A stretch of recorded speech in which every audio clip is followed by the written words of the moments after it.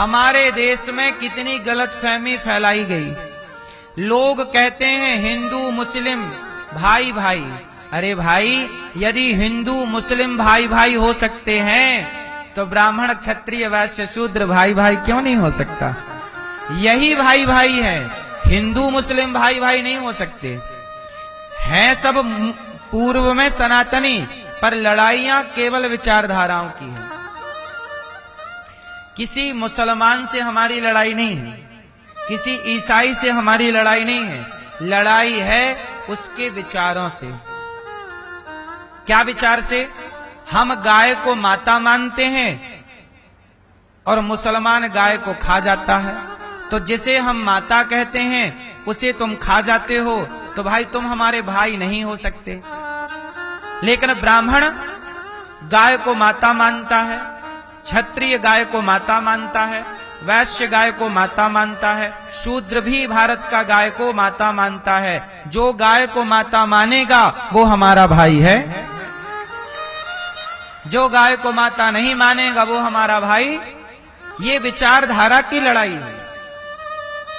हमें किसी व्यक्ति से कोई नफरत बुराई नहीं है, लड़ाई किसकी है?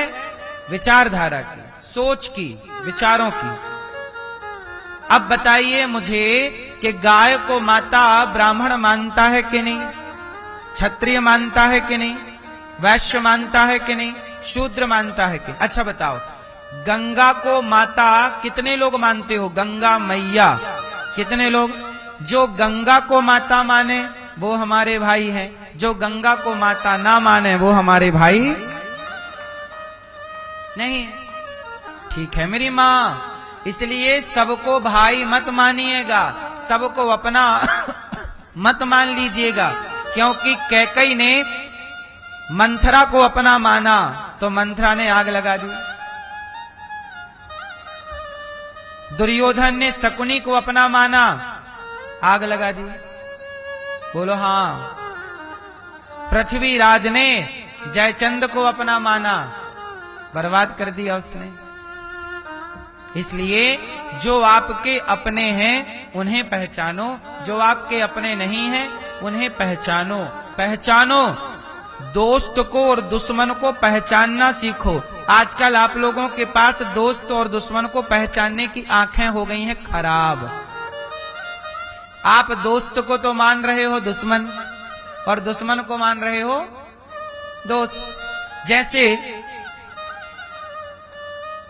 लड़के कहते हैं कि गुरुजी हम शराब पीते नहीं हैं, कभी कभी दोस्ती यारी में पी लेते हैं। क्यों?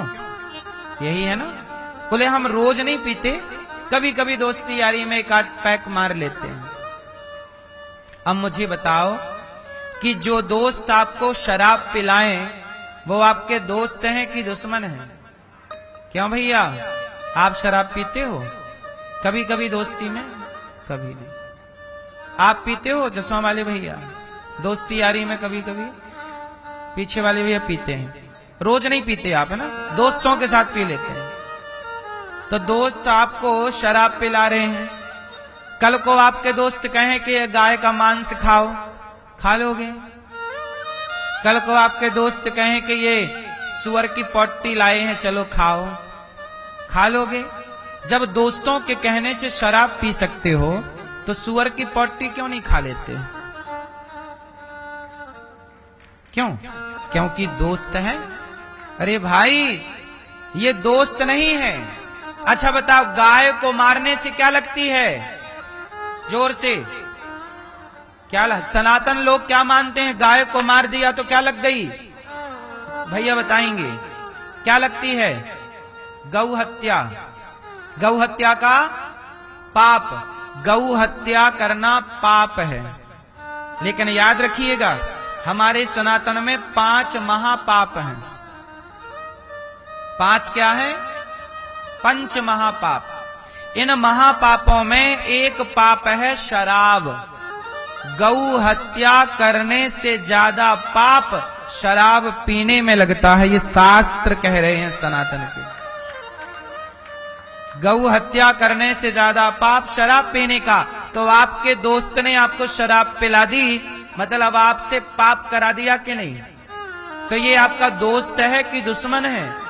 इसलिए आप पहचानो कि ये दोस्त नहीं, दोस्त वो है जो आपको गलत रास्ते से निकालकर सही रास्ते में ले जाए, वो दोस्त है। जो सही से गलत की ओर ले जाए वो दोस्त कैसे हो सकता है? आपके पहचानने में गलती हो गई, वो आपका कौन है? जोर से, ऐसे दुश्मनों को पहचानो।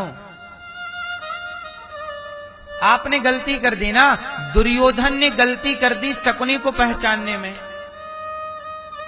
कैकेयी ने गलती कर दी मंथरा को पहचानने में, बोलो हां।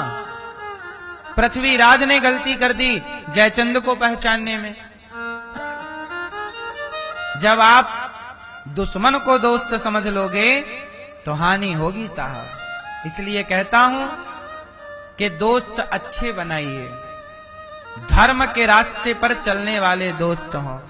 इसलिए आप सच्चे भारतीय तब बनोगे जब आप चारों मिलजुल के रहोगे। यदि आप ब्राह्मण से द्रोह करते हो, ब्राह्मण से नफरत करते हो, यदि क्षत्रिय से आप नफरत करते हो, यदि आप वैश्य से नफरत करते हो, यदि आप शूद्र से नफरत करते हो, तो आप सच्चे भारतीय और सच्चे सनातनी नहीं हो सकते। सच्चा भारतीय और सच्चा सनातनी वो है जो चारों को गले लगा करके आगे बढ़े। क्या राम ने नफरत की? राम ने शबरी को गले लगाया कि नहीं? निषाद राज को गले लगाया कि नहीं? बोलो हां। जटायु को गले लगाया कि नहीं? फिर हम कौन होते हैं आपस में लड़ने वाले कि तू बड़ा है तू छोटा है? हम सब कौन हैं? बोलो मेरी मां, कौन है हम? ब्राह्मण आपका कौन है? ब्राह्मण आपका कौन है? भाई। क्षत्रिय आपका कौन है? वैश्य आपका कौन है? शूद्र आपका कौन है? चारों हम एक दूसरे के कौन है? हितैषी और भाई। यदि हम चारों एक दूसरे का ख्याल रखते, चारों मिलजुल के रहते, तो हमारा देश कभी गुलाम ना होता। गुलाम हो गया, हजारों वर्ष तक गुलामी रही। फूट डालो शासन करो का अंग्रेजों ने नारा दिया। देखो अब भी आप लोग नहीं सुधरे, नहीं समझे, तो फिर गुलामी की ओर हम बढ़ जाएंगे। यदि अब भी नहीं जागे तो आज भी हम लोग आपस में लड़ रहे हैं। जातियां बनी हैं व्यवस्था के लिए। बोलो हां। जातियां लड़ने के लिए नहीं बनी कि चलो हम तुम्हारी कॉलर पकड़ के तुम्हें मारें, तुम हमें मारो। नहीं, ब्राह्मण क्षत्रिय वैश्य शूद्र ये व्यवस्था है। इतनी अच्छी व्यवस्था पूरी दुनिया में सनातन की है, इसलिए इतने लंबे टाइम तक गुलामी के बाद भी सनातन जीवित है, क्योंकि इसकी व्यवस्थाएं इतनी मजबूत हमारे ऋषियों ने बनाई। जिनकी व्यवस्थाएं कमजोर थी तो वो देश जो गुलाम हुए ना, उनका अस्तित्व नष्ट हो गया। मैं एक उदाहरण दे दूं आपको, देख लो आप। एक देश का नाम आपने सुना होगा, ऑस्ट्रेलिया। सुना है? हम गए थे ऑस्ट्रेलिया कथा सुनाने। ऑस्ट्रेलिया जब हम गए तो हम वहां की पूरी जन्म कुंडली लेकर के आए। ऑस्ट्रेलिया आज भी गुलाम है, पता है आपको? ये बात अब किसी को पता ही नहीं है। ऑस्ट्रेलिया नाम का देश है, उस देश में 2 झंडे हैं। एक झंडा वहां की लोकल जनता का और दूसरा झंडा अंग्रेजों का। तो जो अंग्रेज हैं, अंग्रेजों ने ऑस्ट्रेलिया को भी गुलाम बनाया, लेकिन ऑस्ट्रेलिया के जो लोग लोकल लोग थे, उनकी संस्कृति इतनी मजबूत नहीं थी और गुलामी के कारण उनका अपना अस्तित्व समाप्त हो गया। आज पूरे ऑस्ट्रेलिया में, ऑस्ट्रेलिया भारत से भी बड़ा है क्षेत्रफल की दृष्टि में, आबादी बहुत थोड़ी है। क्षेत्रफल भारत से भी बड़ा है, भारत से लगभग 2 गुना बड़ा है। आज भी वो देश गुलाम है। जो वहां की मूल आबादी थी वो नष्ट हो गई, गिने चुने बचे हैं। पूरे ऑस्ट्रेलिया में 1000 लोग होंगे, पुराने ऑस्ट्रेलिया केवल 1000 लोग। आज भी वो देश गुलाम है और अब वो कभी आजाद नहीं हो सकता, क्योंकि वहां की संस्कृति, उनके पास अपना कुछ सोर्स नहीं था, कोई उनकी व्यवस्थाएं नहीं थी। सोचिए, गुलाम तो भारत भी रहा, गुलाम ऑस्ट्रेलिया भी रहा, लेकिन ऑस्ट्रेलिया गुलाम था तो उसने अपना अस्तित्व गवा दिया। भारत भी गुलाम था, पर भारत का अस्तित्व आज भी जीवित है। क्यों? क्योंकि हमारी जड़ मजबूत थी।